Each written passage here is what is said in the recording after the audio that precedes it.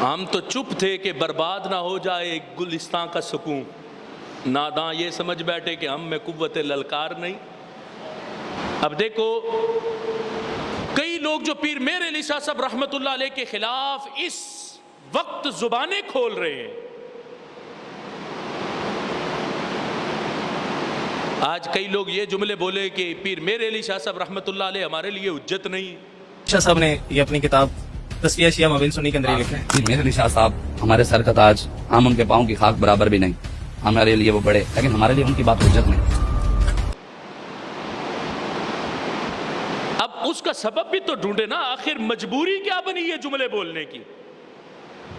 کس چیز نے مجبور کیا ہے تمہیں کہ تم یہ جملے بولو کہ پیر میر علی شاہ صاحب ہمارے لیے حجت نہیں ہے؟ باطن کی غلاظت نے مجبور کیا ہے کہ اگر تم نے پیر میر علی شاہ کو حجت مان لیا تو پھر اپنی غلاظت کو ختم کرنا پڑے گا۔ کیوں؟ پیر میر علی شاہ صاحب رحمت اللہ علیہ نے تو باطن کی صفائی کا حکم دیا، باطن کو پاک کیا اپنی تعلیمات کے ذریعے، اور اگر ہم نے پیر میر علی شاہ صاحب کو مان لیا تو ہمیں تو اپنی باطن کی گندگی ساری صاف کرنا پڑے گی۔ اپنے گند کو صاف نہیں کرنا، اکابرین کو پڑ جانا کہ نہیں وہ ہمارے لیے حجت نہیں ہے، لیکن ہمارے لیے ان کی بات حجت نہیں۔ اب یہ جملے بولنے کا سبب کیا بنا؟ دیکھو پیر میر علی شاہ صاحب رحمت اللہ تعالی علیہ آپ کے ملفوظات میریہ کے اندر ملفوظ نمبر 156 ہے، ملفوظات میریہ کے اندر آپ نے کیا ارشاد فرمایا؟ پیر میر علی شاہ صاحب رحمت اللہ علیہ فرماتے ہیں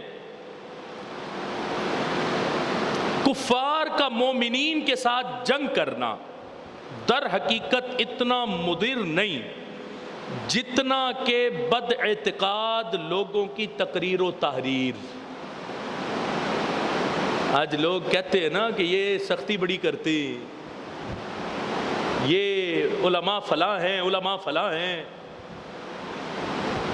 اب کافر جنگ کرے، وہ اپنے میزائلوں سے مسلمانوں کے سر کچل ڈالے، مسلمان شہید ہو جائیں، پیر میر علی شاہ صاحب رحمت اللہ علیہ فرماتے ہیں کفار کا مومنین کے ساتھ جنگ کرنا در حقیقت اتنا مضر نہیں جتنا کہ بد اعتقاد لوگوں کی تقریر و تحریر۔